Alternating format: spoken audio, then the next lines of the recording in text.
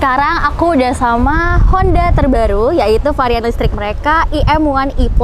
Nah, sebelumnya itu kan kita udah pernah nge-review nih yang seri standarnya, dan sekarang sama kita udah ada seri plusnya. Apa sih yang bedain seri plus sama seri standar?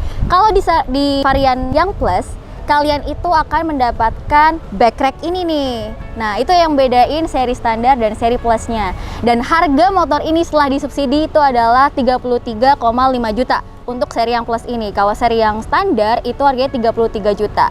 Jadi cuman beda 500.000. Dan harga sebelum disubsidi ya itu adalah 40 juta guys. Nah, gimana nih menurut kalian? Dan hari ini kita akan coba berkendara dengan motor ini keliling ibu kota. Nah, kalian pasti penasaran kan? Jangan kemana-mana, tetap saksikan video ini terus ya.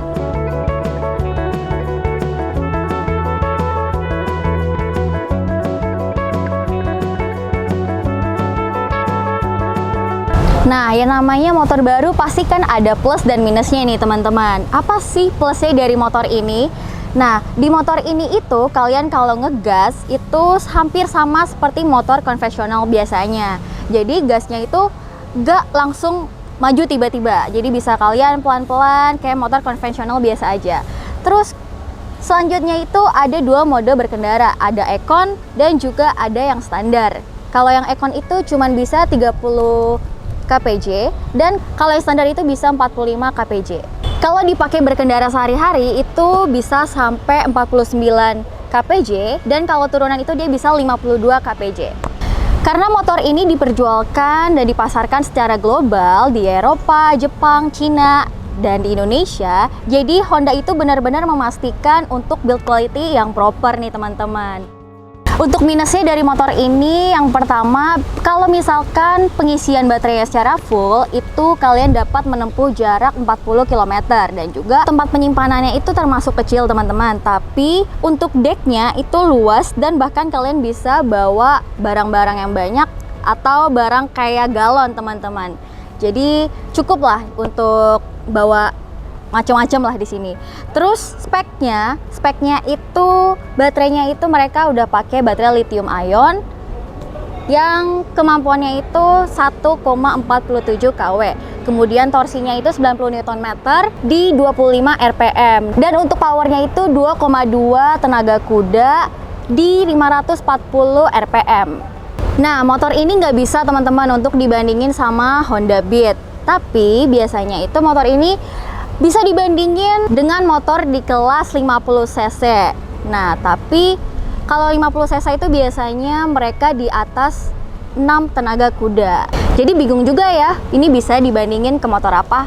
Kalau untuk baterainya, kalau kalian mau ngecas dari 0 sampai 100 itu dapat memakan waktu 6 jam. Tapi kalau kalian cuman mau 25% atau 75%, itu bisa banget 2,5 jam doang. Nah, kalau misalkan kalian mau ngecas di rumah, kalian itu harus membeli port chargingnya secara terpisah dan harganya itu 6 juta rupiah. Tapi sebenarnya nggak perlu-perlu banget sih untuk beli port chargingnya ini karena Honda itu sebenarnya sudah menyediakan tempat-tempat dealer mereka yang berlogo I untuk bisa kalian pakai mengganti baterai motor ini. Dan sekedar informasi aja buat teman-teman yang mau ganti baterainya, kalian itu bisa pilih option berlangganan atau sekali bayar kalau misalkan pas kalian ganti baterainya. Dan kalau sekali bayar itu harganya 8.000, tapi kalau untuk berlangganan kita belum tahu infonya ini. Ditunggu aja infonya nanti ya. Nah, kalau misalkan motor kalian mati tengah jalan tuh gimana ya? Nah, ternyata kalian ini bisa telepon ke call center Astra Honda Motor dan minta mereka bawain baterai cadangan untuk kalian. Jadi kalian bisa lanjutin perjalanan pakai motor ini. Oke teman-teman, sekarang Rarin mau coba berkendara pakai motor iM1 E+ ini. Gimana ya impresi berkendaranya dan cocok atau enggak untuk dibawa perempuan? Sekarang kita cobain ya. Untuk posisi duduknya sendiri dengan tinggi saya 165 cm dan 46 kg cukup nyaman. Dan sebenarnya posisi duduknya ini bisa dibilang sama dengan skutik mesin konvensional. Riding posisinya terbilang santai dengan posisi stang tinggi membuat tangan bisa lurus ke depan. Selain itu teman-teman, untuk jok bagian dalamnya dibuat tirus jadi nyaman di paha karena jika joknya kelebaran akan membuat kita jadi gampang pegel.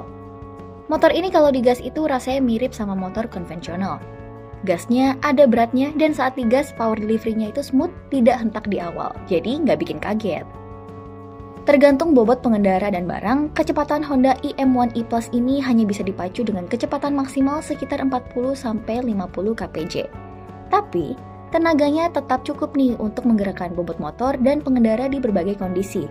Tapi memang tidak bisa berharap banyak karena tarikan yang ditawarkan berbeda dengan motor konvensional. Sebenarnya, melaju dengan kecepatan maksimal 40 kpj saat kondisi macet di Jakarta pun sebenarnya sudah cukup. Tapi, buat pengendara yang suka ngejar waktu, ingin cepat sampai tujuan, nah motor ini jauh dari ideal. Untuk selanjutnya ada teman kita nih, Tio, yang mau jelasin sedikit tentang motor ini juga. Oke teman-teman, kita udah kelar nih muter-muter keliling Jakarta. Nah tadi gimana yo? Agak ngeri-ngeri sedap nih tadi teman-teman. Karena range-nya cuma 40 km, kita syuting di daerah Palmera nih teman-teman. Range-nya sudah 20 km-an lah, sisa baterai 50. Terus kita pakai syuting lagi. Jadi emang kalau bisa dibilang range ini bisa jadi salah satu faktor ya yang minus paling gede ya. Iya.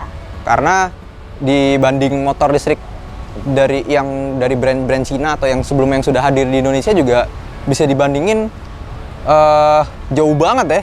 Mereka udah range satu baterainya bisa lebih jauh dan bahkan untuk satu motornya bisa menampung 2 baterai. Jadi kalau misalnya satu baterai 60 kilo ya bisa 120 km.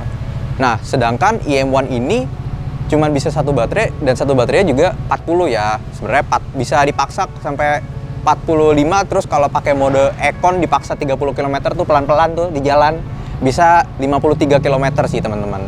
Cuman ya gitu, tadi kan Rarin udah nyoba. Kalau menurut Rarin gimana rasanya?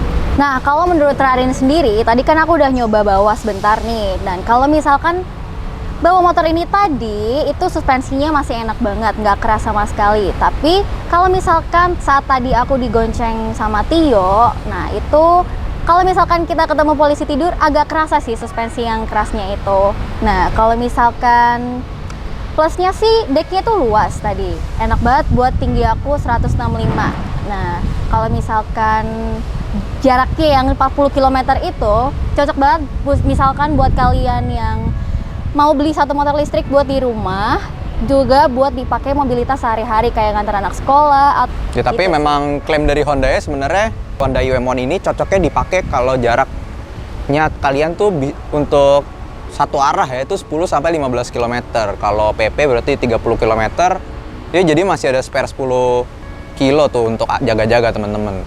Jadi memang kalau misalnya teman-teman tinggalnya masih di daerah Jakarta, mungkin masih oke sih beli motor IM1 ini. Karena Honda juga memulai ekosistem shop chargingnya juga masih di daerah Jakarta dulu, jadi belum siap nih di daerah pendukung Jakarta ya, Jabodetabeknya itu belum siap.